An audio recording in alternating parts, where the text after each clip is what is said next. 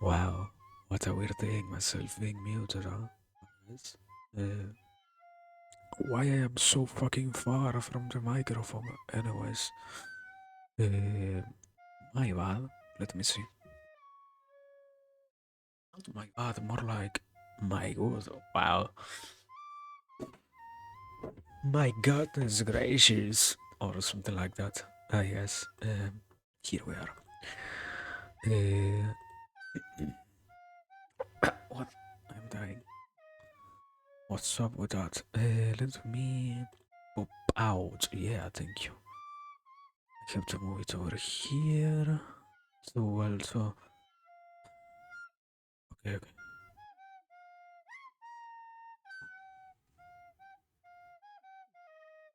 I got scared for a second. Anyways, we are what? Mahabharata.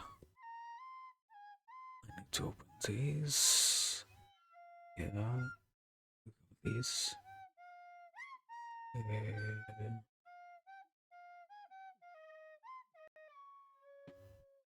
okay. I need to go to the page. It is 1, 2, 3, 4, I think. Let me see. 1, 2. Yeah, 1, 2. 124. Yeah, exactly. Kairata Parva. What? Kairata Parva? It isn't. What the fuck? Why did I put this number here? It isn't to what? What? It isn't this number. Uh, what was I doing? It isn't this number. The fuck? The fuck? It isn't this number, man. Uh, what's up with this? What? Celestial's weapon from Kuvera. Great Indra speaks to Britas. What? Oh, what? I guess. Uh,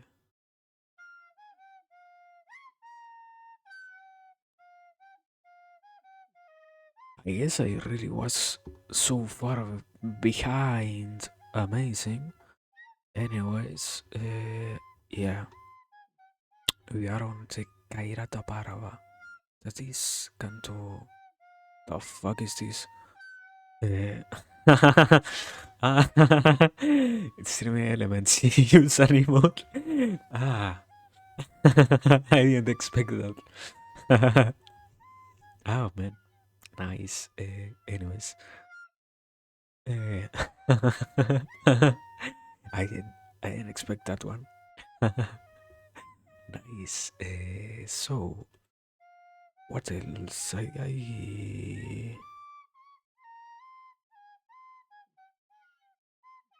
yes I can. What I can. I can. I can't. Uh, Great. Yeah. Let me make this. The fuck is this, man?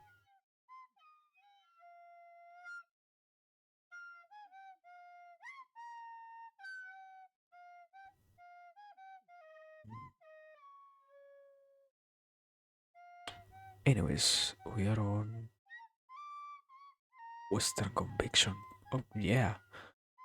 That is exactly what we are on. Okay, babe. Kindly. Wow.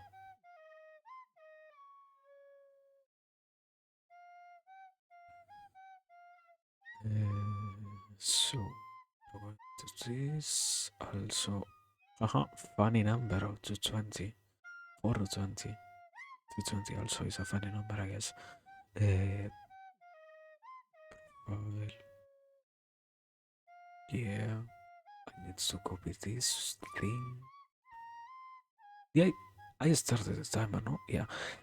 5 minutes already? What the fuck? What am I doing? What did. What? What took me so long, man? What's going on? Anyways, nice. Sorry. Let me make it over here. Yeah.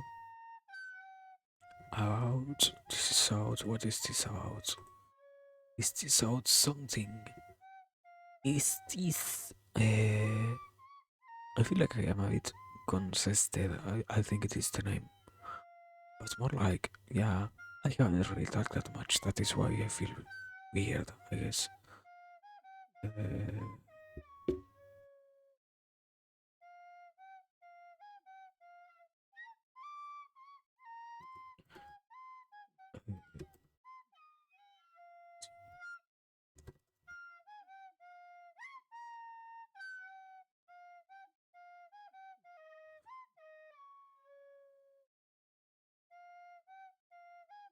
this. We have also this. This. And I can submit this instantly. Nice. Uh, kind of unrelated, but I don't know what we are going to tomorrow or the day after tomorrow or the day after tomorrow. Um, yeah, no idea at all. That's good, I guess. I don't know. Uh, we are here, so that is more than enough, I will say. Uh, okay, mate, this.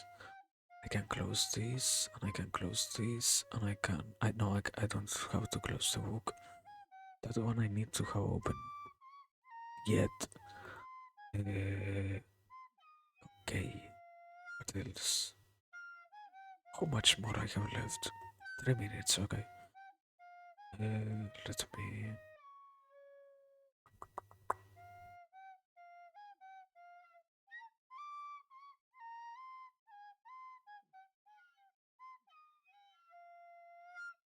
Yeah, I don't really know.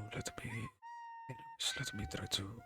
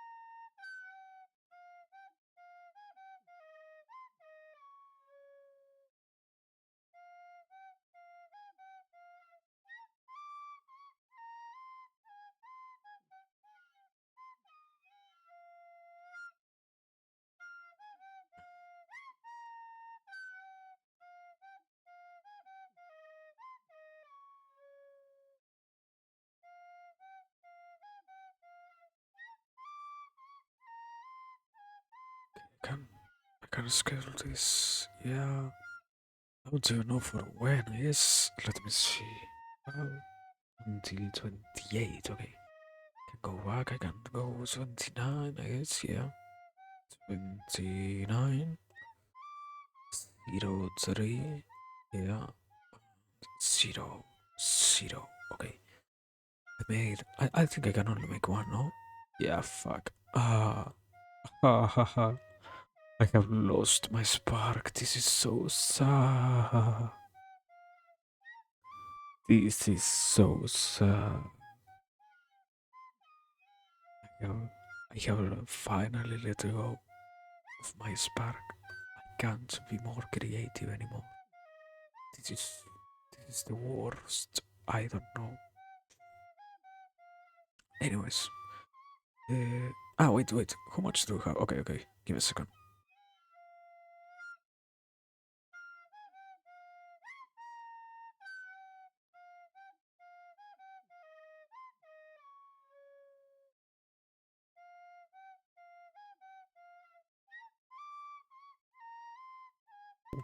Okay. Wow. So here we are. Here we find ourselves once again after how much? Like 1 or 2 days, I think it was. We have once again all of us gathered here for a new occasion, for a new opportunity, and for finally a new, yeah, a new time to bloom and to do those things that feel so graciously good. Anyways, as always, hello, welcome back, or hi, if it is as always the first time.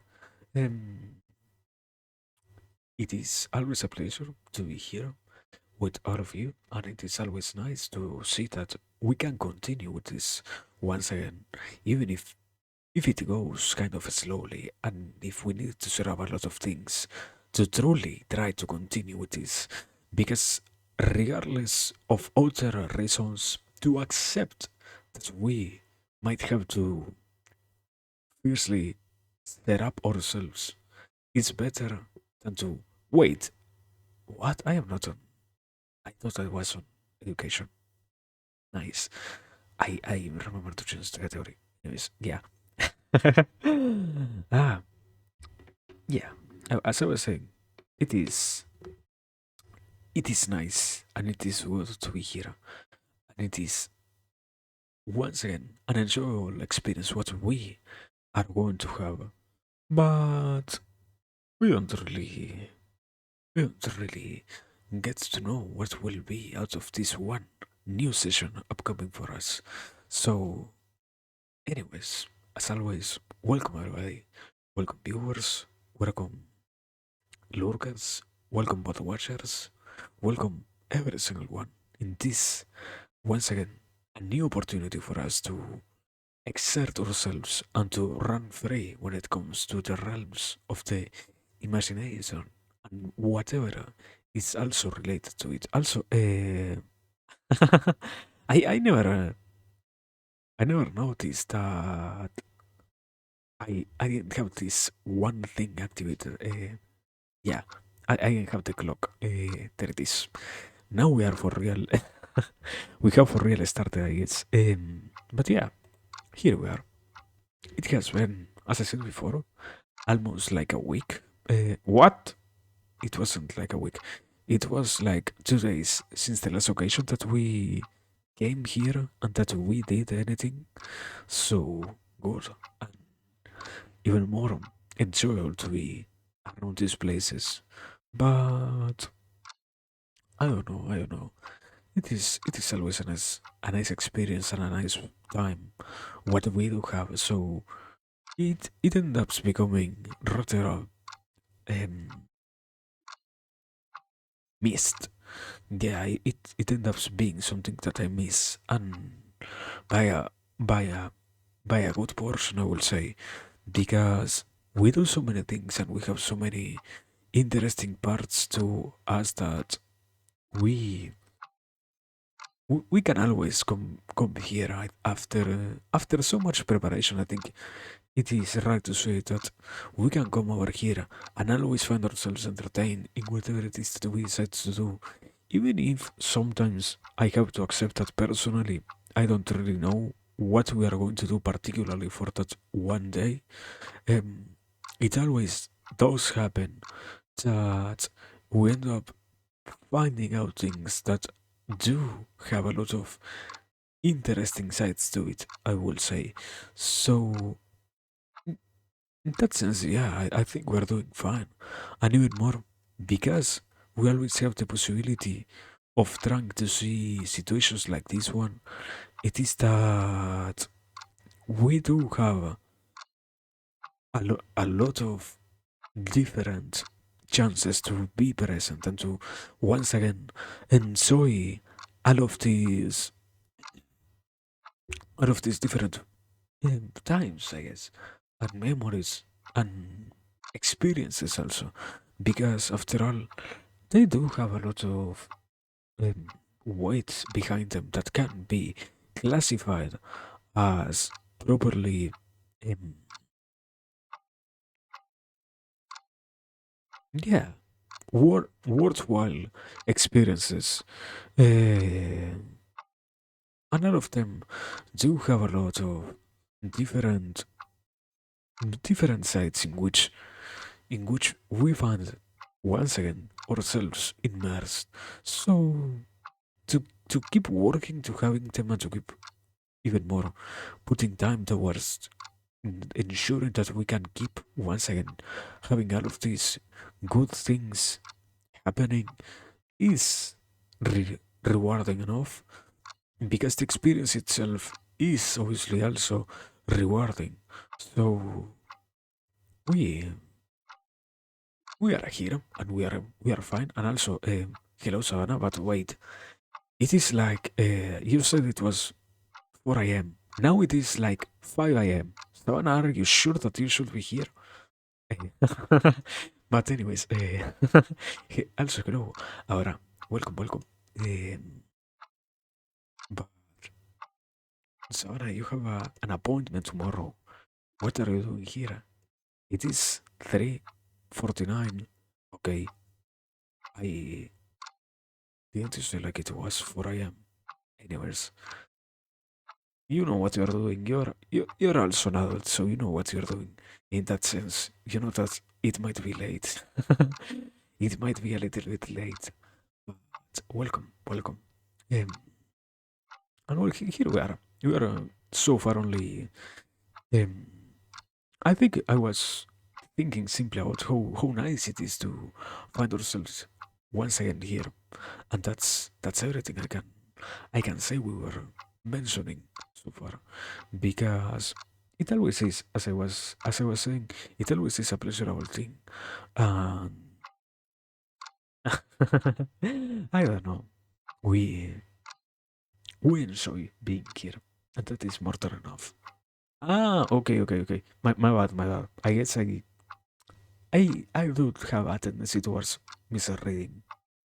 Sorry, but I don't know. It is late. I Yeah, it is late. Sana, please, do not. Eh, I mean, I don't really know which. Yeah, I I don't think it is my place to really try to become like a guide when it comes to telling you that it is time to sleep or anything like that. But if you are searching for any particular idea, I think what might be useful is if you decided to put yourself in the bed and to close your eyes, you will probably simply not fall asleep. What you should try to always do is to tire yourself out a little bit, because if not, it will not happen, and this um, sense of sleepiness itself won't appear in your body out of nowhere. Let's say um, that is that is an important notion, and another kind of good one is if you have, in the case of the problem being, let's say, quote unquote, your brain, that you can't find a way in which you can stop having ideas, you can concentrate or redirect your attention towards what is the different noises that are happening. And if you let your brain concentrate on as every single sound as it can, as much as it can, so that you overwhelm, let's say, supposedly, yourself trying to catch every single thing that is going on when it comes to the different sounds. You also have the capacity, or not capacity, you are putting your brain towards the exercise of getting itself tired, because there is nothing better than to diverting yeah, to divert your attention towards something that it wasn't taking into account before. Um, once again, I don't know if that is the objective here, nor I think it is my position, but there are different ways in which you might find possible to fall asleep. Like I don't know. I think you have an appointment, so you should take it seriously. Not that you aren't, but you kind of get what I mean. Anyways, continuing, continuing. Sorry.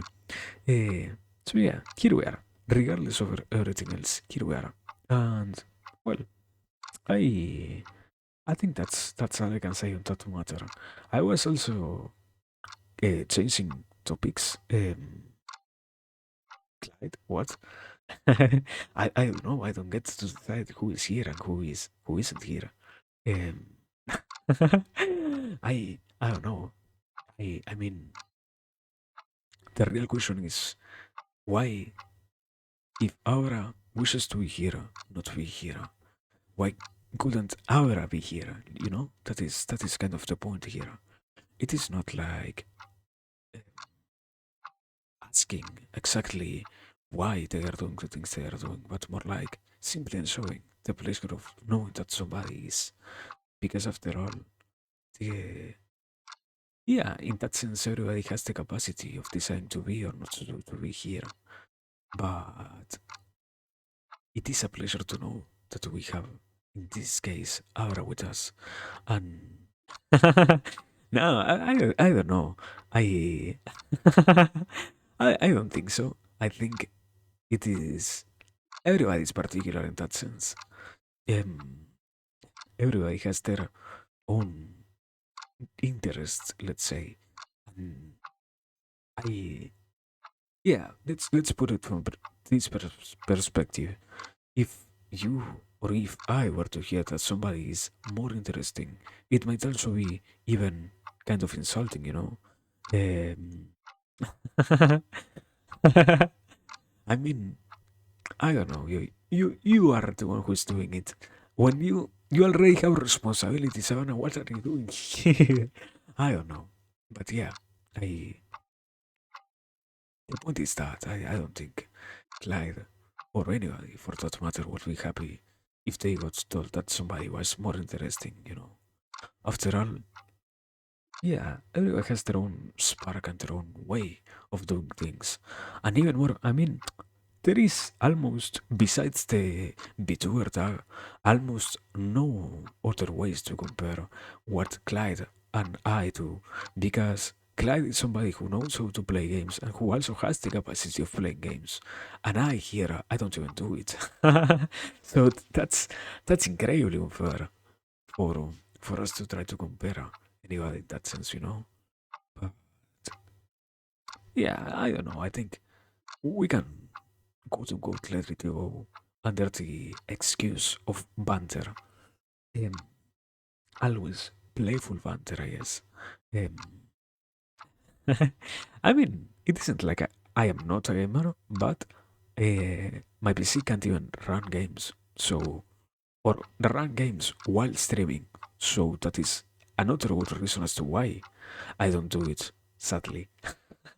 You know, I I wish I think I wish I had the capacity of playing games, but we don't have that one here. I can't I can't do it. My PC, even with the oldest things, it dies. So yeah, that is something that we can take advantage of, I guess. But I don't know. It is still understandable, I guess, or I hope. But yeah, um, I was going back, or not going back into anything. I wasn't really saying anything at this point, but thinking or skimming the different ideas that I had throughout the day, I remembered that I was about, yeah, I was thinking about something very particular that has been happening to me. I think certainly I can't avoid to be um, inside the environment in which I found myself most of the day, that is school environment. But something that does happen kind of outside of it is the notion that you can really get to learn a lot of different things if you are willing to take the advantage or the adventure of learning. And it is incredibly crazy to see how much not only you can say that you can learn, but you can later on observe how much you have already learned. If, like it ended up happening in my case, you deal with the same subjects that you have already decided on your own accord and by yourself, simply because you are willing to do it, um, see what, yeah, see them when it comes into a more um, educational environment, I guess. After all, I wouldn't have expected to find so many information about almost anything, nor would I have even less, obviously, um, believed that it was common for us to have so many free methods of, I guess, information education. I don't really know how to call it, and it it gets amazingly nice to see that there are almost not infinite, but when it comes to the amount of time that we have, quote unquote infinite, because you can certainly spend years and years learning about so many stuff that you will probably bore yourself out of them, out of these different topics that you want to observe, than to reach the end or then, yeah, consume everything that there is to learn about anything. And it does become surprisingly nice to see that this does also include the educational type of content, as I said before, because you end up giving yourself. In my case, I try to not simply say it as wow myself, but it does become rather shocking that by wishing to learn about something that you naturally have an interest on, and later on going to that same route of education, you see that you have so many different weapons in your arsenal when it comes to dealing with these ideas and such. And when it comes to mm, yeah, with having contact with these different um, realms of understanding, because after all, what you have done is simply educate yourself on something that was worth of your attention and that you decided that it was good enough for you to willingly spare your free time researching to later on also experience that these same ideas are still contained in so many of the notions that you are still, or yeah, that you're now exploring in a more professional environment, because it isn't simply education as in something that you are getting told by someone else, but also more um, organized one in which you accept that you are finding, let's say, ideas and concepts so much more worth it of your time than simple, or I wouldn't say pointless.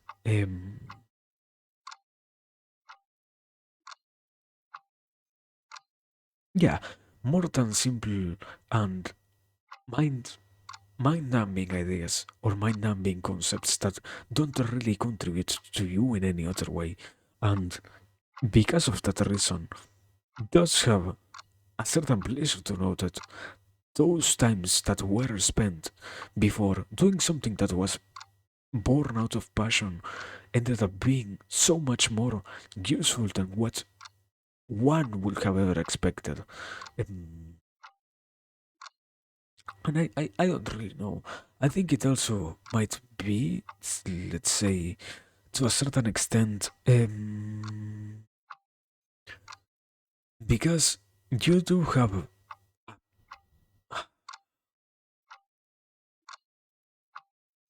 It feels good, I think, if I had to say so myself, because it ends up validating what is the notion or what is the realization that your time was worthwhile spent, and that it'll end up being to a certain extent meaningful, because after all, Um, you do experience and you do get to know that what you did wasn't simply for the sake of entertaining yourself. That was the first idea that you had behind your actions, no? But also, you started now to integrate and to be part of these different, um, incredibly worthwhile experiences that do show you that what you had gone through ended up being not only for you good, but I don't know, I don't know. Um, but I guess something like that. I will say. And also, welcome back, Savannah. Yes. But yeah, I guess not that I guess it feels worth and it feels worthwhile. And in that sense, or if I had to execute that idea on a better level, I would say something like it is more than beneficial or more than interesting to keep trying to learn things that have to deal with your your more profound interest, something like that. Kind of hard to articulate because I haven't really thought about how we define what we want to do when it comes to um, being part of this world, as if it is an interest or an objective or what. But yeah, I think something like that. It becomes worthwhile. Also, sorry, if it were to become. Eh? What? I don't.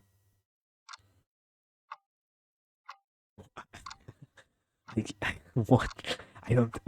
I don't get what you said, Savannah. But what? No, I don't get it. What? Have, have you seen what? What? I don't know what to say. You got me there. I don't know. But anyways, ah, um, Amazon is cheap and fast. Well, I mean, here we're also kind of doing something cheap and fast after all. Um, no, kind of, because it happens that Twitch isn't really cheap. So many people is streaming on higher qualities that it does have some problems sometimes, because people natively streams like at 720p or so, and here we are one of the quote unquote few, not really few, but the big sea of Twitch, not that many channels that do stream at like 360p, you know? Um, so here it is weird to see that it breaks, sorry, but the yet the amount of load that is constantly being imputed to Twitch is certainly high. It isn't like they don't have that much to deal with. But yeah, I mean, I don't know. It is free at the very least. I am more than happy with that, you know, with the notion that it is fully free and that there is a really no obligation for me to do anything of that sort, or to do yeah, to have to worry with payments and such when it comes to that. After all, probably I have never really thought about it, but probably if Twitch were to be a paid service, I wouldn't be here. Probably. After all, it is always nice to see that so many possibilities are open to us when it comes to not simply entertainment, more like usage over time, opportunities. I I don't even know how to say it or how to call it, but yeah, I think it is kind of understandable. I think, no? After all, it is simply one more way which you can get to fulfill. I mean, yeah, to fulfill your desires, as in you do get to you do get to observe or to get what you have been wishing for, let's say. So that is more than sufficiently good, and even more if it is free, as I said before. So in this case, a little bit of philosophy, be it gaming, be it whatever, it is worthwhile. So it does have a lot of, mm, I don't know, sense, meaning, usefulness. Uh, you will be writing a book? What? I guess you said that it is a joke, no? Ah, but I don't know. I mean, I would never be oh, angry. No, no. It would be even flattering to know that somebody uses me as background noise for something of that sort, as in entertaining themselves when creating something of such quality. Because after all, I mean, when you try to write a book, you find it incredibly hard to put so many different sentences together, and even more to have a coherent story and a proper narration made.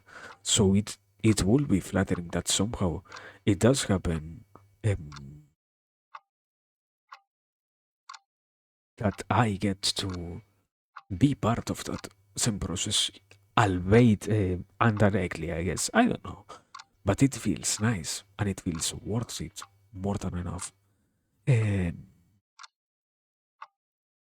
I don't really know. I don't really know. Um, I don't know how to what.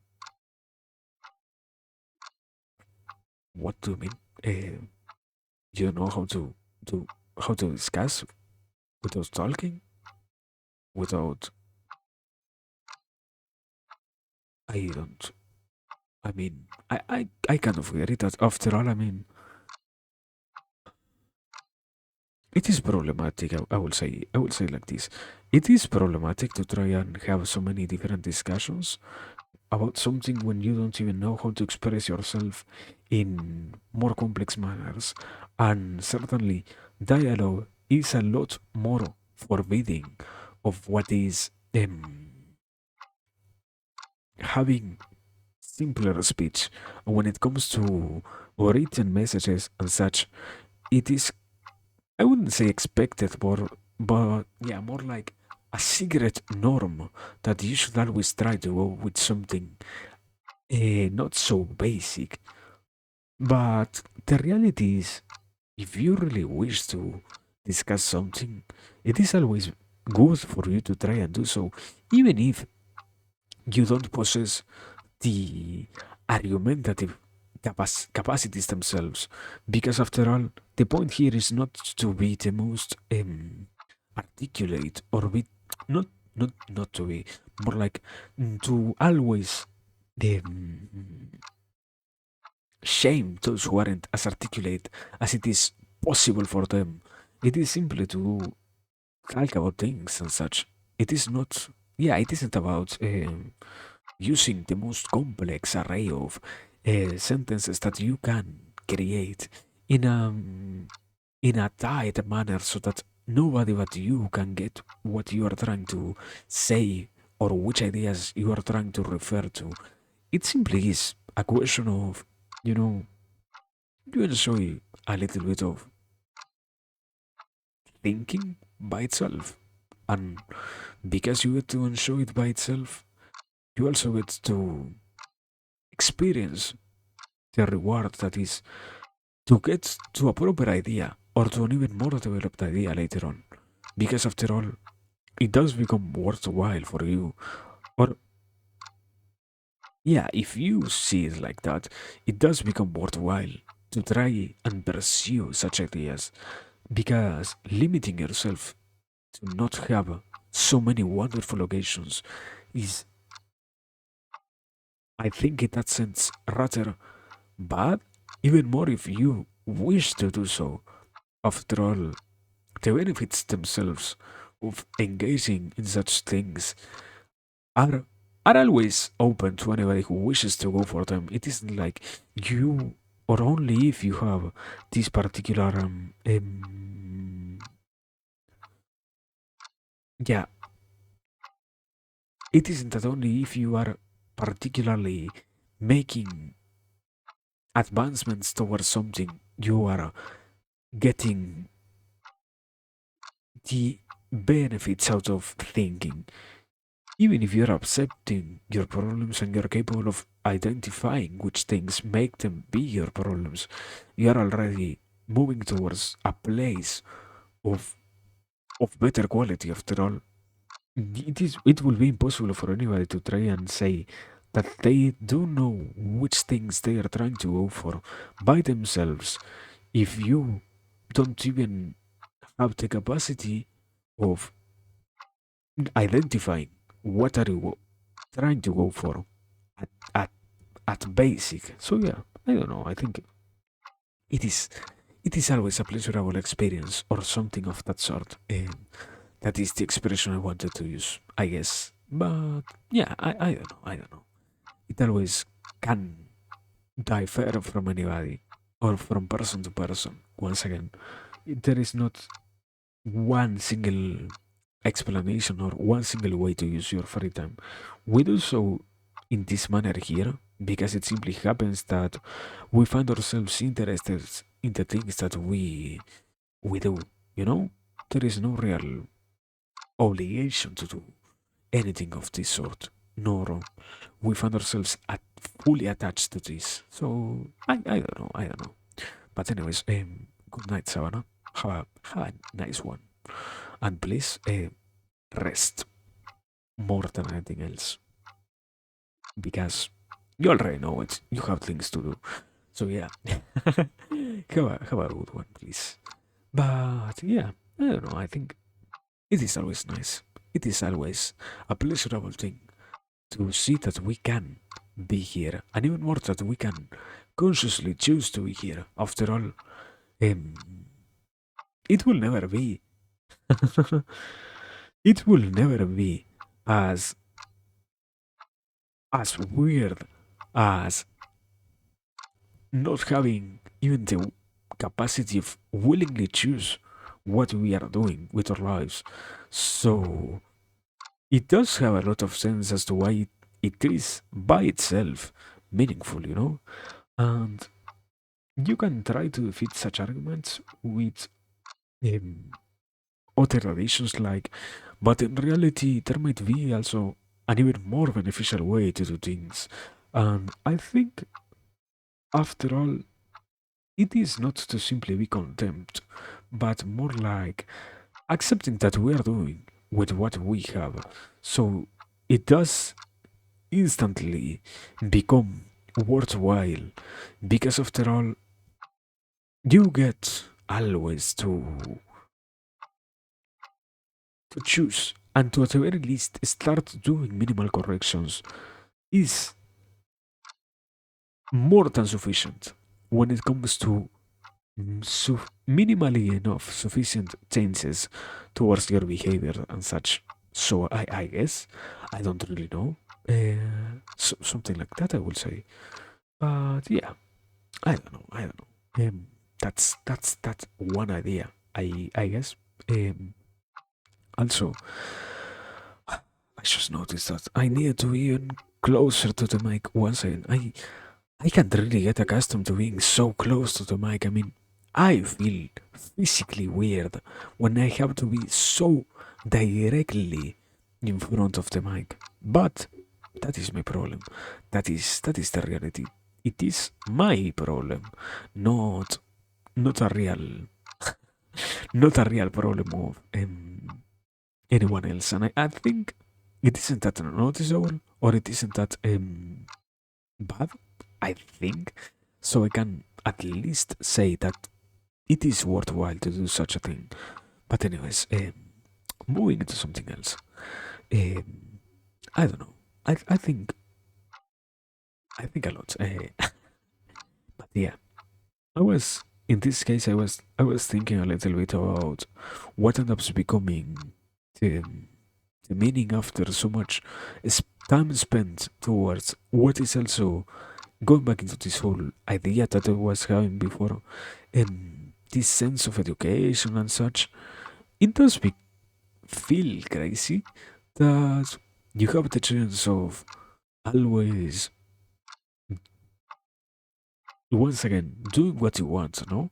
And in this sense, you observe that when sometimes you try to go for something that is not only in your hands, but also lies in the hands of others, the different processes which are chosen for these executions of ideas, I think that will be a way to say it. As in, if you decide to learn how to realize many types of actions, you need to first and foremost be taught how to do these things. You can't really just by yourself be capable of out of nowhere learning how to be proficient at something. And even more, obviously, if it is less and less related with what is um, instincts and such mechanisms inside of ourselves. So, with such advanced concepts, it does become weird to see that who is deciding to teach you might have m- many problems when it comes to teaching, unrelated not only to yourself but also to the topic that is being taught. More like we are not. I don't know how to say it without sounding like an asshole, but I still think it is true that we have a lot of problems with nowadays education, and I noticed this before, but after this whole week, once again go back into this idea, and sadly I can't avoid it. I wish I wouldn't sound so negative when I say something of that sort, but it certainly is kind of saddening almost to see and to experience that we might be losing people, we might be losing possible, um, not simply useful in the sense of which will have the most useful society, more like we are losing those who wish to create something worth of their time, and we are losing the capacity of having as many people of this sort as we can because we simply decided that it is okay to have somebody teaching others who might not really even know what they are trying to teach, or who might not even be capable of sticking to what is necessary to learn these concepts about what they, the students, are trying to learn. And in the case of, I don't know, I think once again, I go back too much into myself, no? Sadly. But it does still feel nice to let go of those ideas a little bit, I guess. So, I, yeah, I became conscious of this. I will stop now. I feel, once again, I feel bad sometimes when I, when I simply get angry at things, not really, not, not really noticing or thinking about other notions and such. Um, I don't know. I don't know. I think it simply happens that sometimes, yeah, uh, the excuse as to why I am doing this will be something along the lines of it simply happens that sometimes the desired um,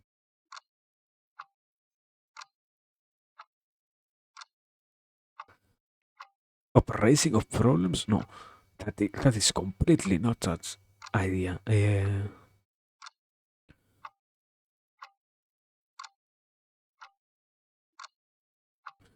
The different things which annoyed us, let's go with that one. The different things which annoyed us are stored in our brain, and we keep remembering those as things that we wish to point out. So, what we end up doing after so many considerations and times of accumulation, even more of these things, is that we pulled up all of these memories into something even bigger than what was the initial complaint. That's the word.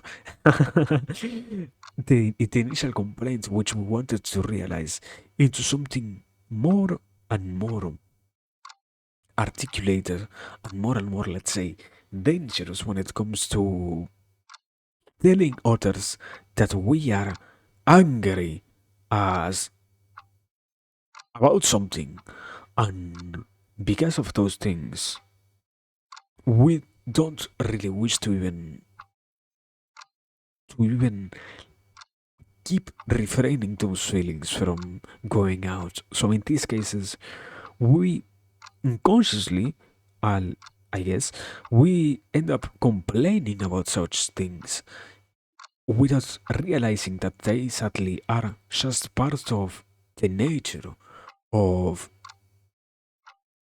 I don't know, experiencing, learning, um, accepting, coming into acceptance once again with those things that do annoy us. So we end up leaking our problems into other areas of our lives. In this case, I think I do it here. I don't not really know, and I wish if that was the case, I would have the capacity of stopping myself from doing it. But the real explanation, I guess, is it's hard as hell to do it because you certainly have to somehow notice that you have no necessity or you should try to never, mm, yeah, never let those feelings harbor so much that after some time you end up even leaking them into your most beloved places of enjoyment, like it is here, I guess. But yeah, that is more like a proper conclusion and a good way to deal with those things than simply an analysis. So I don't know. I think it simply happens that sometimes we let things get to our head, I guess. So naturally, we have to deal with them, and even more when they so obviously get brought to the light of the consciousness, I guess. So that's that. I guess I don't know. I don't know. I mean, it doesn't really feel bad. It simply is. Yeah, I guess after all, I would say like this. It's simply starting, man. One wishes to be capable of taking advantage of all of these different tools that are presented to us, and to find out of nowhere that these different things are impeded not by ourselves, but rather by problems created by things completely outside of our control. That's when it feels bad, man. And that's when it feels really mm, almost humiliating. In my case, I will say, because it shows you once again that things that should be right or that should be fine are in no way in your hands. And I don't know. I don't simply I don't simply wish or see it as, we have we have some things to deal with and we have some problems to deal with. It is more like I I think it is kind of a dark conclusion, but it is more like we let the happy selves that we have inside of us g- gets controlled by those negative times which unavoidably happen in our lives. And because we are not even conscious of these problems, we end up drowning what was, I guess, to a certain extent, our capacity of feeling such contempt towards life itself. And it certainly represents a loss, not simply a loss, but more like it represents the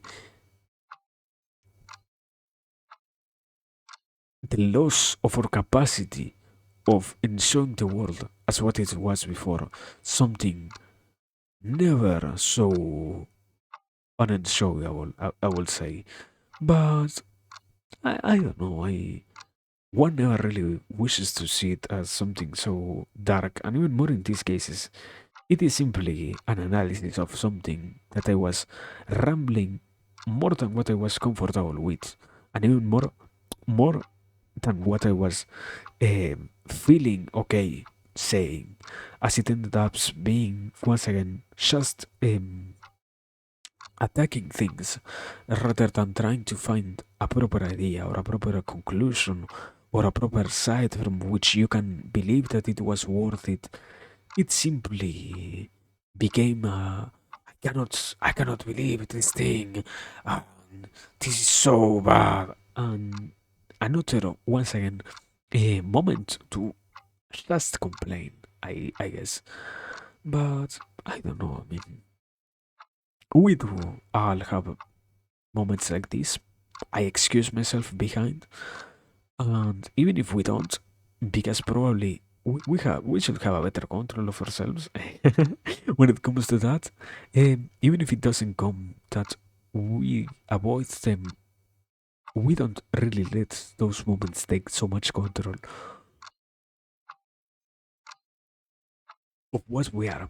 So yeah, I don't know, I don't know. It is that's that I guess now for real. Trying to leave it behind. Trying to not pay so much attention to what was something that I ended up over focusing on. But yeah, let me drink water.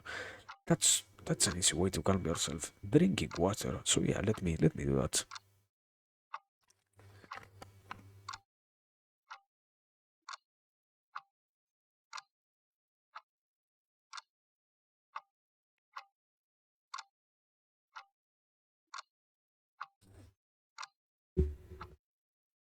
Here we are.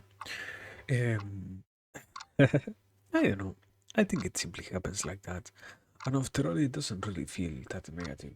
No, it has to feel negative. It simply is another moment. And I think it also has that same side of probably it is good to feel the things that you do because after all, you're letting those emotions be um, part of what you wished to express.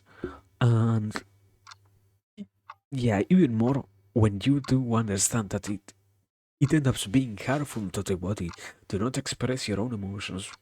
It has its own supposedly positive sides to let such moments happen, no? But I think probably, not probably, I think it is very well proven at this point. Things like rage shouldn't be allowed that much. It simply is.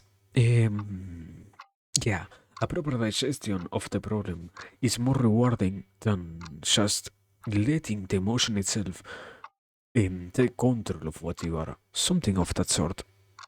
Instead of, once again, just losing yourself in the world of rage and anger and such things of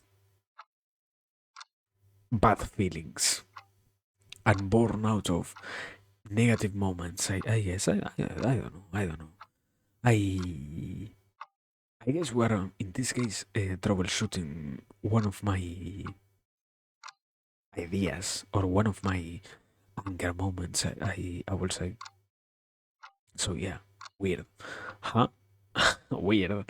After all, one truly sees themselves as somewhat more composed than what we end up really being. So to accept, and even more here in the middle of the stream or the boat or whatever, that I almost had a moment of cannot believe this. This is the worst. Is weird because you would always um, ensure everybody that you are under perfect control and such things. Like, I mean, what we're going to see now in the Mahabharata, there are so many people that supposedly have all of their passions under control. One of them being the angerness, that it feels weird out of nowhere to see yourself with such a sentiment taking so much of the control of what you are in this case saying. In others, I don't even know how well it can turn out. And I don't think it is even necessary to imagine something of that sort, because sadly you can see it and you can be somebody who experiences what happens when you do get angry to such extents. So I don't know. I don't know. I don't know. It doesn't really feel that bad after thinking about it and saying that the consequence of doing of continuing on that rant would have been worse, I guess. But anyways, fully anyways, we can change into something better and something more purposeful than me rambling kind of aimlessly at this point. Man, yeah. Let us go to, I wasn't on the proper scene. I see. There it is. Here we are. Now let me do this.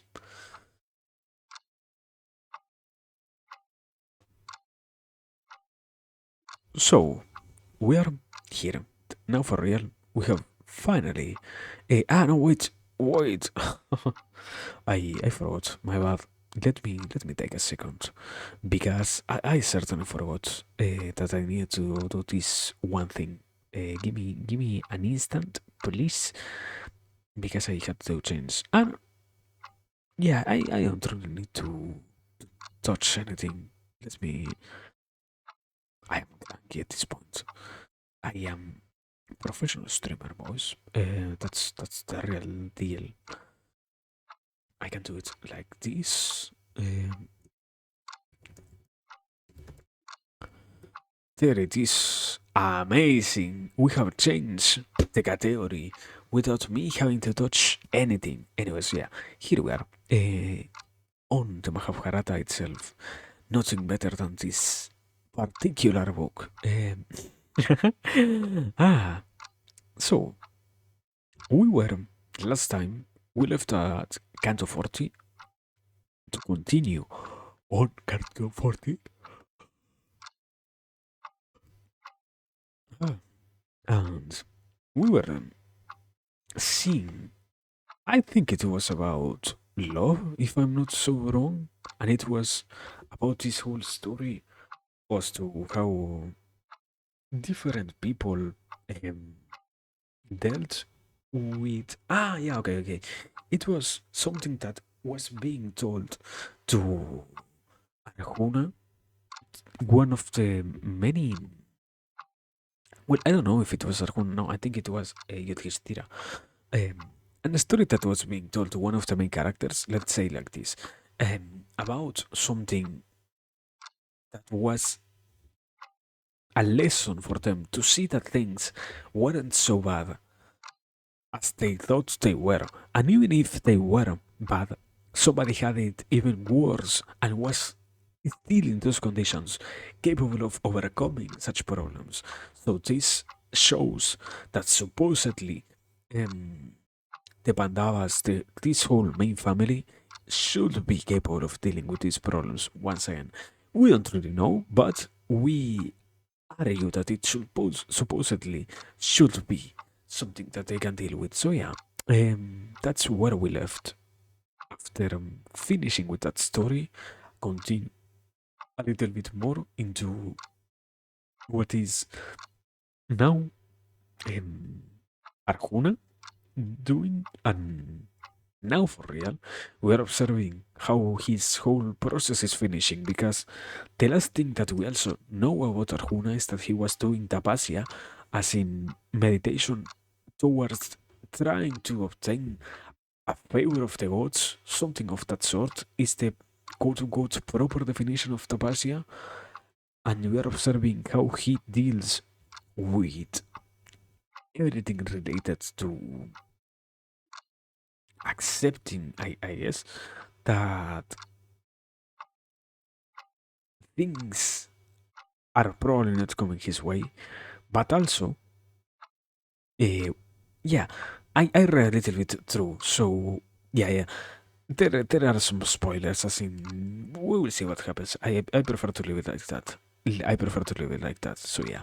Uh, let me now continue, continue, sorry, from last time.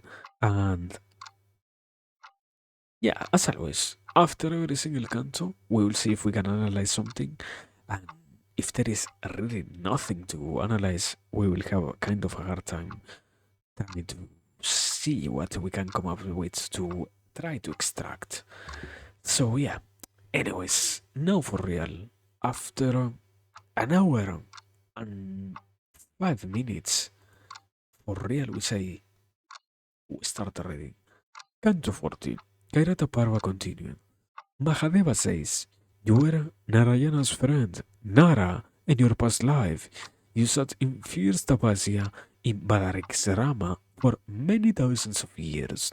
In you dwells great might, even as it does in Vishnu, that Purushottama, you both, through your might, are the holders of the universe.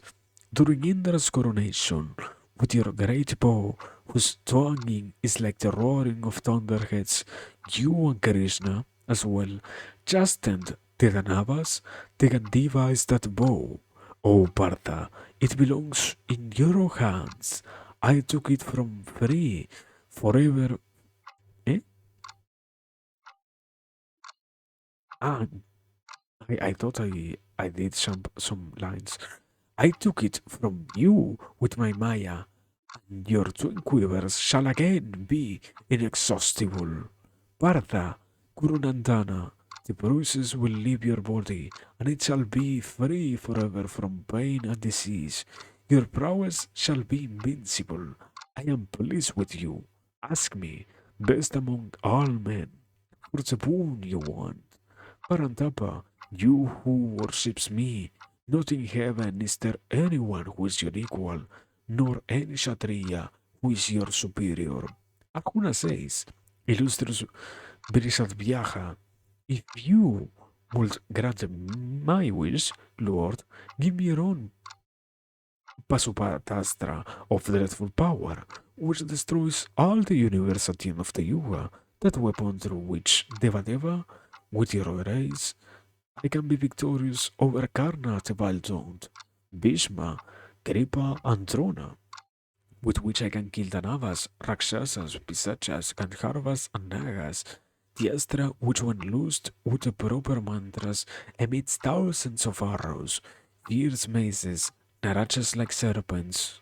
O destroyer of the eyes of Bhaga, this is my fierce wish, so that I can prevail over our powerful enemies.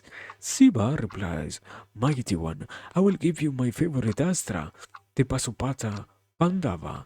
You are capable of wearing, of bearing, losing and withdrawing it. Not Indra, Yama, Kubera, king of the Yakshas, Varuna, or Vayu know it. Then how could men know anything of it?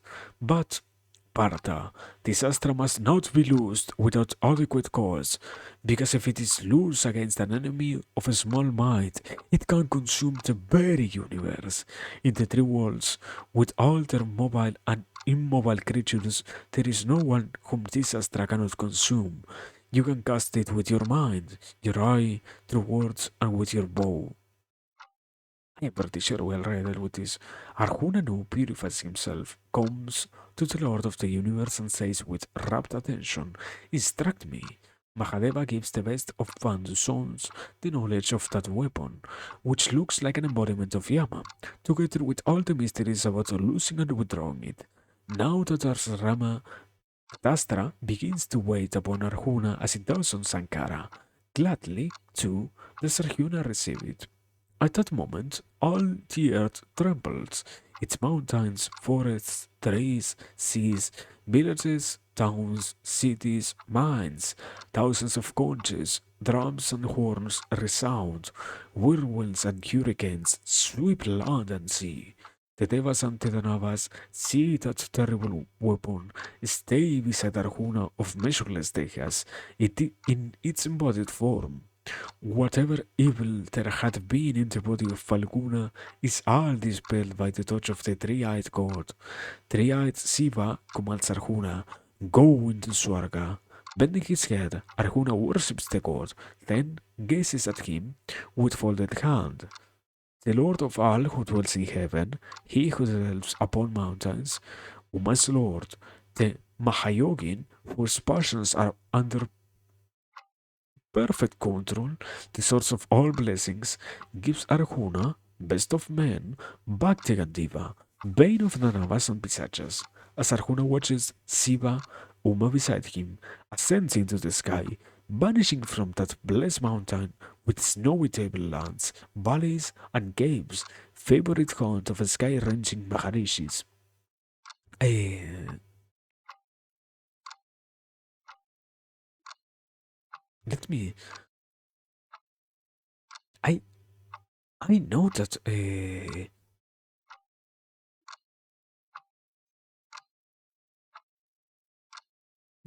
Give me a second. Where read all of this? No? What is this? What is this about? Indra loka bigamana parva. Vai sampayana set after the loka battles leave Arcuna Parantapa.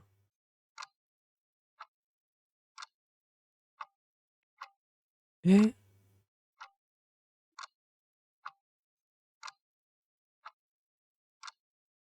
We, didn't we read all of this already? Let me. But what happened here? Was it my mistake? Did I unwillingly?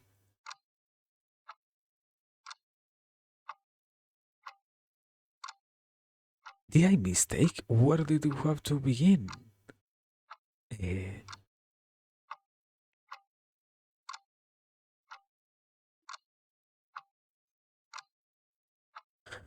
but how did I how did I miss what we should have been reading? How did this happen, my man? Was it my misplay or something? How how the fuck did this happen for real? Let me let me see. Now, eh, we shouldn't be in this page. I know. Where are we? Let me give me a second because I want to check. I have it saved as yeah. We are almost 100 pages behind. I am a professional streamer. If somebody asks that, we are at the start of what I told before. At the part where it doesn't even begin the whole. Yeah. Here we are. We are a 40 cantos behind. Amazing. We just lost like how much? 5, 6, 10, 10 minutes almost reading something that was fully unrelated to where we really were last time. I remember because I already did the analysis of that one in particular, and that was one of the few ideas which had, yeah, one of the few cantos which had a main idea that was it can be casted with the eyes, the mind, and the thought. I think it was, or something like that. So it was interesting to analyze that one. But now for real, let me. Man, what a not stressing, simply weird thing. Do not pay attention to where we should have really been. Failed. This is the quality content that I love.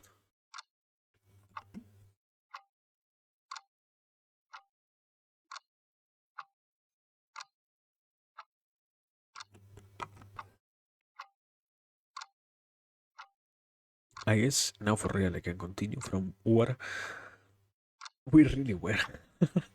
Oh man, this is so bad. Anyways, now for real. Starting Once again, we left on the ending of the weird story that was about a lesson given to Yudhishthira. Um, Now we will see what is this new count about, because it is a completely new parva. So that kind of means a new beginning to the whole story. So yeah. Anyways, starting now for real, Canto 80, Tirthayatra Parva. Ramahaya said, Holy One, after my great grandfather Partha left the forest of Kambyaka, what did the sons of Pandu do? It seems to be that mighty ambidextrous bowman, vanquisher of armies, was the refugee as Vishnu of the Devas. How did my heroic grandsires pass their time in the forest without the company of that hero who was like Indra himself in prowess and who never turned his back in battle? By Sampayana said, after Arjuna of baffled prowess leaves Kambyaka, the sons of Pandu, child, are filled with sorrow. The cheerless Pandavas are like pearls unstrung from their strings, or birds shorn of their wings. Without that Kshatriya of the white horses, that forest is like the Chaitrarata Vana without Kubera. Oh, Hanamaikaya, those Purusha Vyagaras continue to live in that forest in sorrow. Those mighty Kshatriyas kill many kinds of sacrificial animals for their Brahmanas with arrows purified with mantras. Daily they hunt those wild beasts and offer them to the Brahmanas after sanctifying them. O king, those bulls amongst men continue to live in that banner, their hearts empty of all cheer after Dhananjaya's departure. In particular, Panchali in particular misses her dead husband. She says to the anxious Yudhishthira, without Arjuna, who with two arms rivals the thousand-armed Arjuna of old. This forest has no beauty in my eyes without him. Whenever I look, this earth seems forlorn. Even this Vana with its blossoming trees and so full of marvels holds no delight as it did before. Without Arjuna, without him, who is like a mass of blue clouds, who has the prowess of an infuriated elephant, and whose eyes are like the leaves of the lotus. This Kambyaka does not seem beautiful in the least. I think of some some Yasajin, the twang of whose bow is like thunder, and all that I feel is sorrow, O king. Hearing her, Bhimasena says, Blessed one of the slender weight, your words are like nectar to me. Without him, whose mighty arms, adorned with golden bracelets, like a pair of five-headed snakes, are long and powerful as iron maces, round and marked by the abrasions of bowstrings, whose hands wield a bow and sword and other weapons. Without that tire among men, the sky itself seems to be without the sun. Without that mighty armed one, rely on whom the Panchalas and the Kauravas fear not the host of the Devas themselves. Without that lustrous Kshatriya, rely on whose arms we consider all our enemies already dead and the earth conquered. Without our Falguna, I find no moment's peace in this Kambyakavana. Whenever I turn my gaze, the 10 directions also seem to be empty. When Bhima finishes, Nakula, his voice choking with tears, says, What pleasure can we find here without him, of whose extraordinary deeds on the field of battle even the gods speak? That the greatest of warriors, without him, who went north and vanquished hundreds of great Gandharva chieftains, and who having taken numberless magnificent horses of the Titiri and Kalmashar brigades, all endowed with the speed of the wine, and gifted them in love to his brother, the king, during the Rahasviya Yagna, without that beloved luminous warrior, that terrible bowman born after Bhima, without that Kshatriya equal to God, I have no wish to remain any longer in this Kambyaka Aranya. After Nakula's lamentations, Sahadeva says, he vanquished mighty warriors in battle, won worlds and beginnings, and brought them unto the king on the occasion of the great Rahasuya, that immeasurably splendid Kshatriya single-handedly vanquished all the Yadavas assembled together, and then took Subhadra for himself. With Krishna's consent, he invaded Drupada's kingdom and gave Acharya Drona his Dakshina. Ah, seeing his bed of grass empty in this Rama, my heart is breaking. Mahabharata, Parantapa, I will prefer to leave this forest, for without Arjuna, there can be no trace of joy here.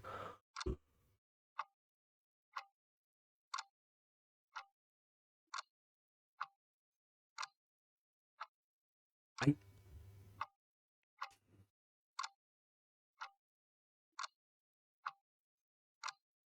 okay, I would say it like this. I get the main idea that is the brothers are mourning or lamenting that they don't have Arjuna with them. That is the main obvious idea here. But as always, I think there is also something a little bit more hidden, a little bit more quote unquote secret that does worth, yeah, does possess the quality of being worth it. So in these cases, we are, I think, if I had to give it a reason, I think what Arjuna represents is almost the loss of the head when it comes to a body, something like that, because every other part of the body is slowly dying, in the sense that they are all slowly feeling like it is no more worth being there, and sufficiently enough you can. I don't know. I think I might be overthinking this one too much, trying to find a hidden meaning behind what is being said, because there is no real expression to be analyzed, I think. But if you took the let me, yeah, I can't remember, and I won't say simply the woman or the wife. It is Sabayana. Okay, if you take Panchali for what she is, the wife of the five. What is the word? The wife of the five Pandavas. You can see that she, yeah, in this case, brings to the table the notion that they all really means Arjuna. And this doesn't simply mean that they miss Arjuna as something that out of nowhere happens, but more like they miss Arjuna so much that um, they are slowly coming to the consideration that things by themselves might not be worth it anymore. As in, they are already starting to believe that it is completely over, let's argument.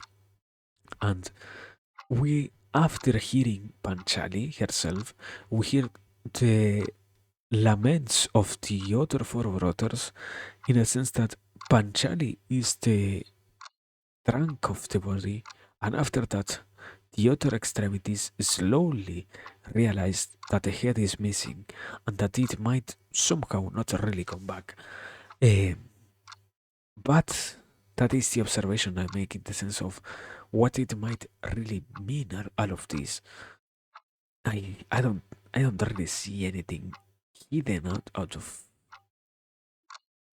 this one canto in particular. So yeah, sorry if I missed something. I don't really see anything particularly amazing, but yeah.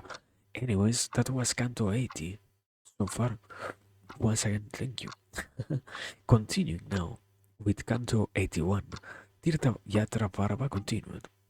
Um, Vaisabhayana said, Yudhishthira's dissection depends on hearing what his brothers and Panchali say, all of them distraught over the absence of Arjuna. Just then his sister Devarishi Narada, ablaze with Brahmic beauty, like a fire flaming up at being fed sacrificial libations, seeing Narada come, Raja Yudhishthira and his brothers stand up and duly worship the illustrious one. Himself, blessed with great dehas, the handsome king of the Kurus shines forth like the god of 100 sacrifices, surrounded by the devas. In obedience to the dictates of Dharma, Yagnaseni follows her lords, the sons of Prita, like Savitri follows the Vedas, or the rays of the sun, the peak of Meru. Um, Accepting their worship, Narada comforts Dharma's sons. The Rishi says to Dharmaraja Yudhishthira, Tell me, O foremost of virtuous men, what it is you want and what I can do for you. Yudhishthira and his brothers bow reverently to Narada, whom the Devas worship, and Dharma's son, with folded hands, says, Lord, most blessed one, whom all the worlds worship, when you are pleased with me, I regard all my wishes as already fulfilled. If, O sinless, my brothers and I deserve your favor, I beg you, answer the question, the doubt even, which is in my mind. O best of monies, tell me in detail what punya belongs to the man who travels the earth to visit the sacred waters and the shrines that are upon her. Narada says, O king, listen carefully to what the intelligent Bhishma heard from Pulastia. Once that best of men, Bhishma, while keeping the Pitriya Brata, lived in the company of Munis in the auspicious and sacred Tapovana near the source of the Ganga, where the Varishis, Gandharvas, and the Devas themselves come. Living there, the splendid Bhishma gratified the Pitars, the Devas, and the Rishis with oblations, according to the rites inculcated in the scriptures. One day, while he sat doing silent japa, he saw Pulastya, best of rishis, altogether marvelous in appearance, sing that austere sage, blazing with beauty. Bhishma was filled with great delight and wonder. O Bharata, Bhishma worshipped the blessed Rishi according to the rites of the Veda, purifying himself, and with rapt attention he approached that best of Brahma Rishis, with the Argya on his head, and uttering his name aloud, he said, O you of excellent vows, be blessed. I am Bhishma, your slave. At the sight of you, I am set free from all my sins. Saying this, Bhishma stood in silence, and with joined hands, seeing Bhishma, that the greatest of the Kurus, reduced and emancipated by the observance of vows and the study of the Vedas, the Muni was filled with joy. Um, yeah, I guess we're starting a completely new story, but Narada always delivers. Let's start with this. Narada always delivers completely useful knowledge, so that will be certainly something nice. But what is this question? Um, Tell me in detail what punya belongs to the man who travels the earth to visit the sacred waters and the shrines that are upon her. What has this in any way deal with the real problem? This was never hinted, and did I really not get that idea before? Or am I right that this was never mentioned before? What what is this narration? Eh, Anyways, I guess continuing.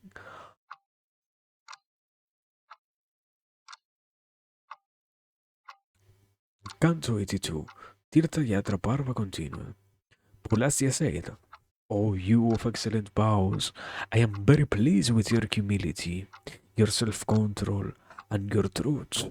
Blessed one, knower of Dharma, sinless one, it is the punya which you have acquired through your devotions to your ancestors that has pleased me, and, O child, given you sight of my person. Bhishma, my sight penetrates all things. Tell me what I can do for you. Anakha, Kurustama, I will give you whatever you ask for. Bhishma said, O most blessed one, when you, whom the three worlds worship, are pleased with me, and I have seen you with my eyes, I think of myself as being already crowned with success. Yet, if I have deserved your favor, most virtuous and holy one, allow me to tell you some religious doubts I have in regard to the Tirthas, and dispel them for me. Tell me in detail about the Tirthas, or you who are like a Deva.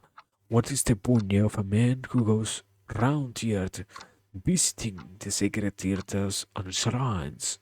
Oh, answer me this with certainty.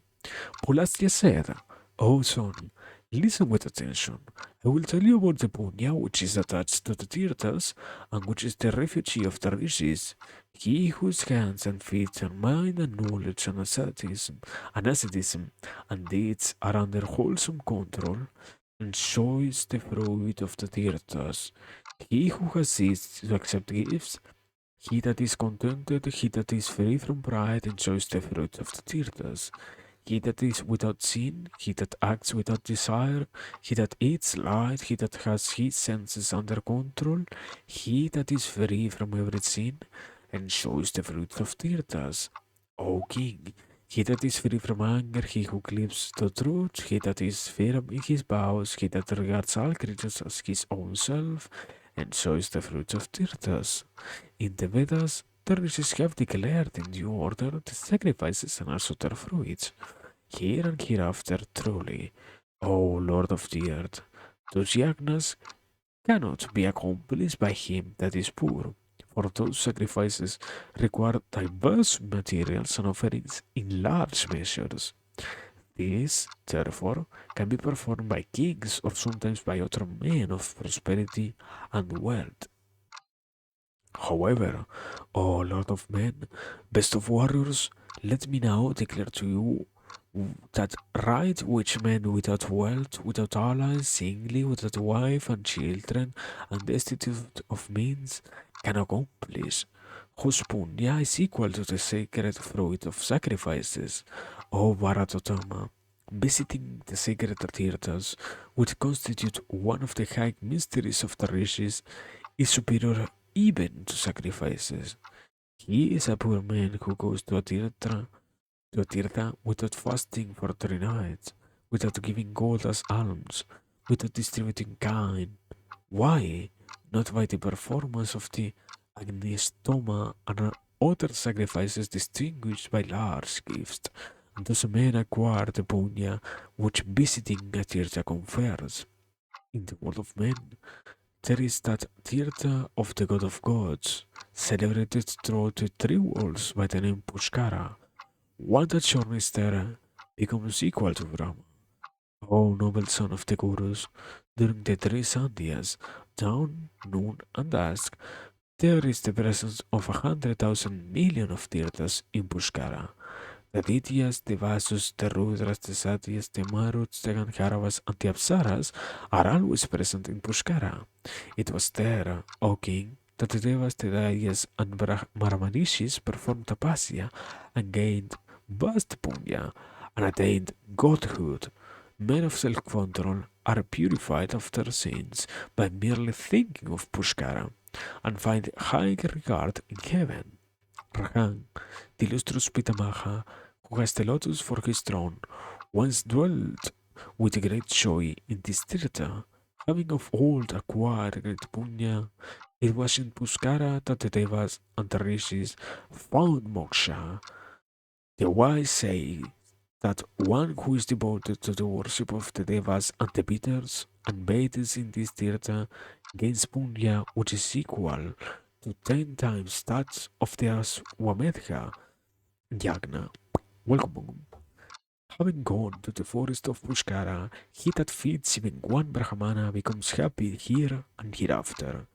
O Bhishma, for that single act, he who lives on vegetables, roots, and fruits may, with pious regard and without disrespect, give even such fare to a Brahmana, and he will gain the punya of a horse sacrifice.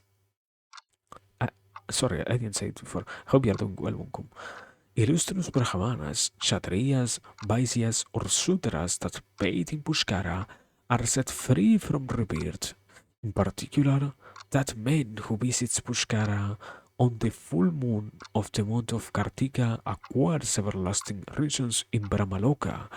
O Mahabharata, he who remembers Pushkara with folded hands, morning and evening, as good as bathes in every tirtha. Man or woman, once every sin since being born is destroyed as soon as one bathes in Pushkara. As Madhusuna, ah, as, Ma, as Madhusudana, the slayer of Madhu, is the first among all the gods, so is Pushkara, the foremost of all tirthas. He who lives a pure life, regulated by Vratas, for 12 years in Pushkara, gains the merit of all the sacrifices, and goes to the abode of Brahma. The punya of one who performs the Agnihotra for full 100 years is equal to that of him who spends the single month of Kartika in Pushkara. There are three white hillocks and three springs known from the remotest times which we do not know why go by the name of Pushkara. It is difficult to go to Pushkara. It is difficult to do the Tapasya at Pushkara. It is difficult to give alms in Pushkara. And it is difficult to live in Pushkara. Having stayed 12 nights at Pushkara with regulated diet and vows and having walking pradakshina around the place, one should then go to Hambumarga. He that travels to Hambumarga, where the devas, the rishis, and the bitters go, acquires the punya of the Aswamedha and the fruition of all his wishes. The man who remains there for 5 nights has his soul cleansed from all sins. He never sinks into hell, but acquires a lofty success. Leaving Hambumarga, one should journey to Tanda, what the fuck, to Tandulikasarama. He who visits this tirtha never devolves into Naraka, but rises into Brahmaloka. He that goes to the lake of Agastya and, fasting for 3 nights, worships the Pitas and the Devas, acquires the merit of the Agnistoma. He who subsists there on fruit or plants gains the condition known as Kaumara, lasting youth. Next, the pilgrim should take himself to the beautiful ashram of Kamba, which is worshipped by the whole world. That sacred forest has existed, Bharatari from the most ancient times. As soon as man enters it, he is freed from all his sins. He who controls what he eats and observes bratas while worshipping the ancestors and gods obtains the fruit of a sacrifice which can bestow all desires. Having circumambulated what? Having circumambulated Rama, the pilgrim must then go to the place where Yayati fell from heaven. He who comes to this place gains the merit of a horse sacrifice.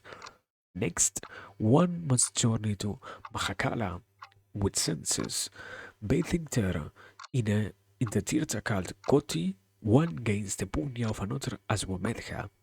Next, a virtuous man shall go to the tirtha of Stanu, the husband of Uma, the sacred place known through the tribals as Bhadravata. The man who visits Bhadravata, Bhadravata has a vision of Isana and gains the punya of making a gift of 1,000 holy cows. Through the grace of Mahadeva, He acquires the states of Ganapatya, blessed with peace, prosperity, and great auspiciousness. He that go he that then comes to the Narmada, the river celebrated throughout the three worlds, and offers oblations of water to the mains and the gods, acquires the punya of an Aswamedha. He who keeps Brahmacharya and goes into the southern ocean, his senses subdued, gains the fruit of the Agnishtoma Yagna and ascends into Swarga. Food and senses controlled, he who journeys to Charmanwati also gains the merit of the Agnishtoma at the command of Rantideva. One must next go, O virtuous lord of Kshatriyas, to Arbuda, the son of Himavad, where there was a hole right through the earth in days of yore. Here there is the Rama of Basista, renowned throughout the three worlds. Spending one night here, one gains the punya of giving a gift of 1,000 cows, Kshatriya Vyagara. The brahmachari who bathes in the tirtha called Pinga obtains the merit of having made a gift of 1,000 Kapila cows. One must go next, O king, to that excellent tirtha called Prabhasa. There, Agni Hutasana is always present in his own person. He, the friend of Pavana, O hero, is the mouth of all the gods. The man who, with his soul subdued, souls plural, subdued and sanctified, bathes at the tirtha finds punya greater than heaven, that of the Agnistoma of Atiratra sacrifices, shortening next to the place where the Saraswati mingles with the sea. One obtains the fruit of the gift of 1,000 kine and heaven also besides. O Bharata Rishabha, blazing forth for all time, like Agni himself, his mind and heart subdued, he who bathes in the tears of the King of Waters, and offers oblations of water to the mains and the gods, remaining there for 3 nights, blazes forth like the moon, and also gets the punya of the Swamedha. The pilgrim must continue Bharatarashtra to the Tirtha known as Varadana, where Durvasa gave Vishnu a boon. A man, by bathing in Varadana, obtains the fruit of 1,000 kind. Next, he should proceed to Dvaravati, where by bathing in Pindaraka, he can gain an abundant gift of gold. Place 1. Wonderful to tell, to this day in the Tirtha coins with the mark of the lotus, and lotuses also with the mark of the trident, are seen. O Kshatriya Vihaya, pool among men, the presence of Mahadeva is there. Then, O Bharata, arriving at the place where the Sindhu flows into the sea, one should with subdued soul bathe in that tirtha of Varuna, bathing there and giving oblations of water to the Peters, the Rishis, and the Devas, one acquires the realm of Varuna and blazes forth in effulgence. Men of wisdom say that by worshipping the god known as Shankukarneswara, a man acquires 10 times the merit of the horse sacrifice. Bharatarishabha, having walked round that tirtha, one should go on to Drimi, another tirtha celebrated throughout the three worlds. This tirtha cleanses from every sin, and it's here that the gods, including Brahma, worship Maheswara.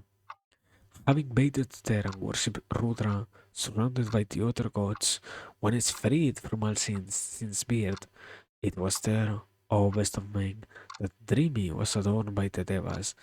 Bathing there, Purushottama, one surely gains the fruit of the horse sacrifice, for O you of great intelligence, after killing the Daityas and the Navas, Vishnu, the creator of the universe, went there to purify himself. Virtus, the pilgrim goes next to Vasudhara and adored by all. The moment one arrives at the Tirtha, one acquires the fruit of the horse sacrifice, Kurustama, by bathing there with subdued soul and rapt attention, and giving oblations of water to the Devas and Pitters. One ascends into Vishnu Loka and is adored there. That Tirtha or Bharadari there is a lake of the Vasus.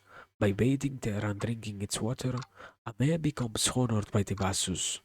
There is a famed Tirtha of the name Sinhumtama, which destroys every sins.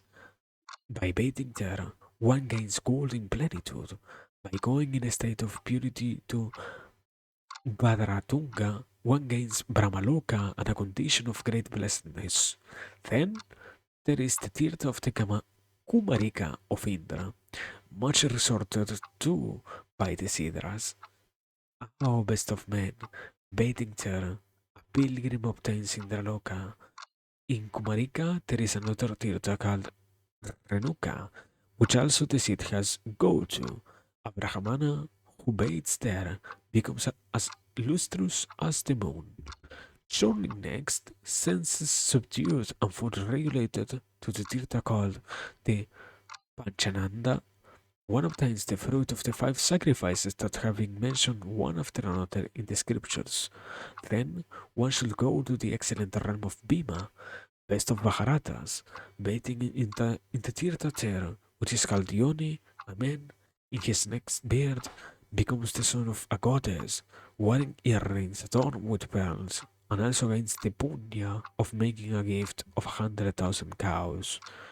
Going next to Serikunda, celebrated through the three walls, and worshipping the Pitamaha, one obtains the fruit of the gift of 1,000 kine. After this, one should go to the excellent Tirtha called Bimala, where, to this day, fish of golden and silver hues can be seen.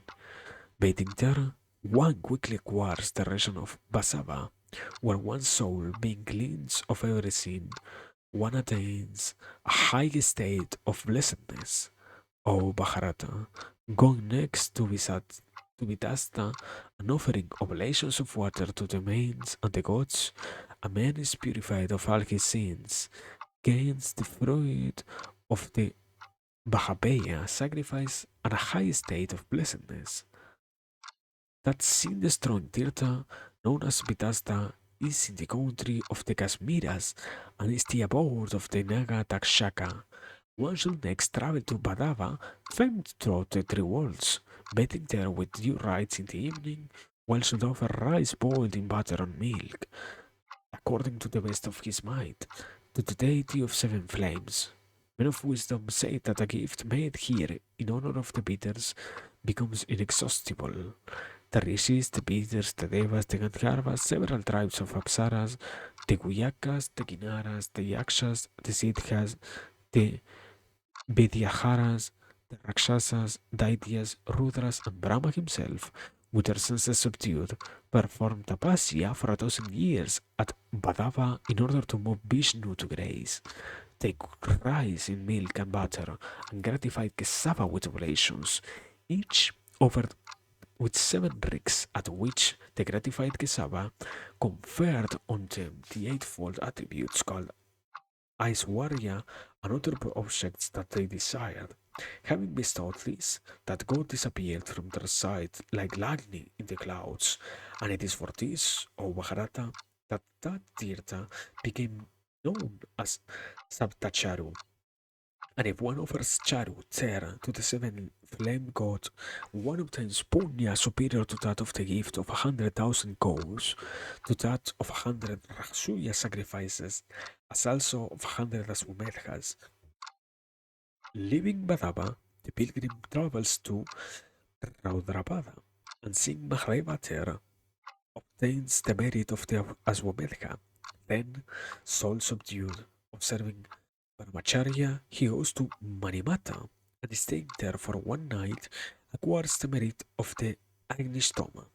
One should then go to the Pika, celebrated through the world.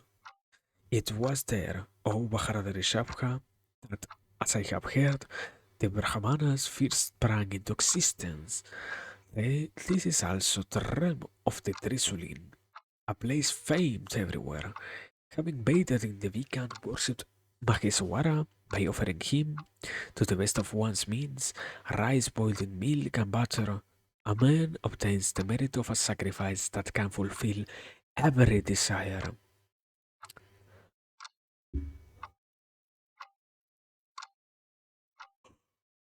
I have been asking already myself how many more pages of this we have.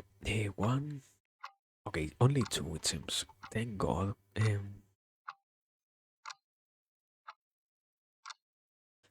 There also is another Tirtha of Rudras, Kamakia, which is much resorted to by the gods. Bathing there, a man swiftly finds success by touching the waters of Yahana, Brahmavaluka, and Pushpamba. One becomes free from sorrow in the afterlife. The learned have said that the sacred Tirtha of the Vika, resort of the Devas and the Rishis, is 5 yohanas in length and half a yohana in breadth. The pilgrim next, in the order, journeys to Dirghasatra. There, the gods with Brahma at their head, the Siddhas and the greatest Rishi, with regulated vows and the chanting and acceptance of the initiatory pledge, perform the long-extending sacrifice by going only to Dirghasatra or Parantapa. One gains punya, which is superior to that of Tarhasuya or Tiaswamedha. Since the restrained, diet controlled, one should next go to Vinasana, where the Saraswati, disappearing on the breast of Meru, reappears at Chamasa, Sibhobheda, and Nahobeda. Bathing in Chamasobheda, one gets the punya of the Agnishtoma sacrifice. Bathing in Shibadheba, one acquires the merit of the gift of 1,000 kine. And bathing in Nagobheda, one gains the realm of the Nagas. One shall go to the well-nigh inaccessible Tirtha of Sasayana, where the grains of Mahabharata, disappearing in the form of Sasas, reappear every year in the month of Kartika, and bathe in the Saraswati. Bathing there, Naraviagra, one shines forth like the moon and gains the merit of the gift of 1,000 kine. Next, the pilgrim must go to Kumarakoti, with subdued senses and bathing terror, worships the gods and mains. By doing this, he gains the punya of the gift of 10,000 kine and raises all his ancestors into higher realms. After this, virtuous one proceed with subdued soul to Rodrakoti, where in olden days the 10 million moon is gathered. Filled with great joy at the prospect of beholding Mahadeva, the rishis each cried, I will be the first to see the god, and in order to prevent disputes among those rishis, the Lord of Yoga multiplied himself into 10 million forms and appeared simultaneously before every sage. So everyone cried, I have seen him first.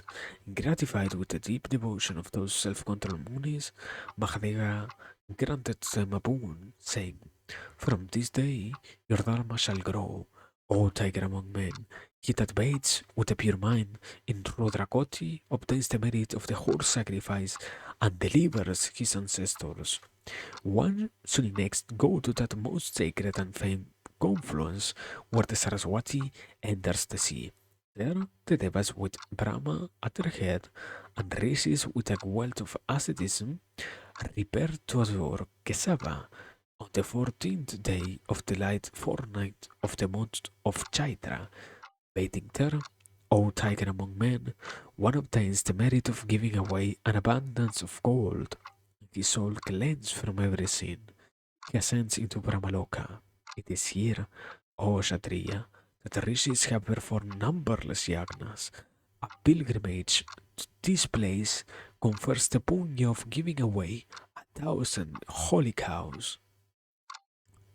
Okay, okay. I think I don't really get which idea is particularly hold here, but that is because there is too much text and that is not an overstatement in this one because there are some other cantos which also have an incredibly big amount of text, but which are in no way as special as we think they are. Eh, so those are one thing.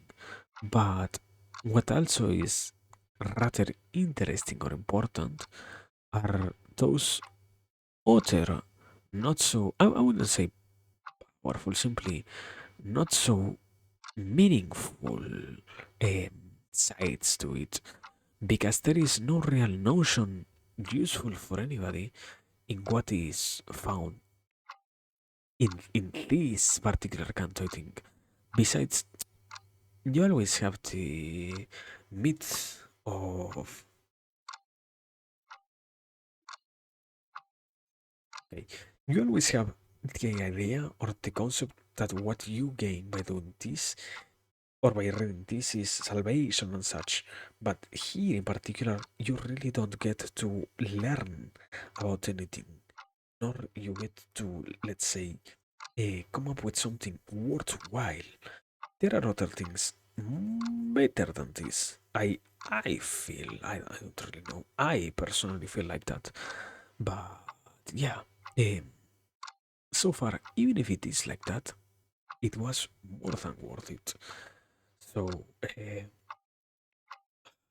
we dealt with this one big problem that is once again more than enough, man.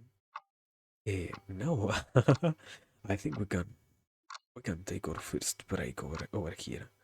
I will feel like, because certainly I don't think we need to overexert ourselves that much. We can take the first, not first, the break of the night. After that, I will try to come back for like another hour or so.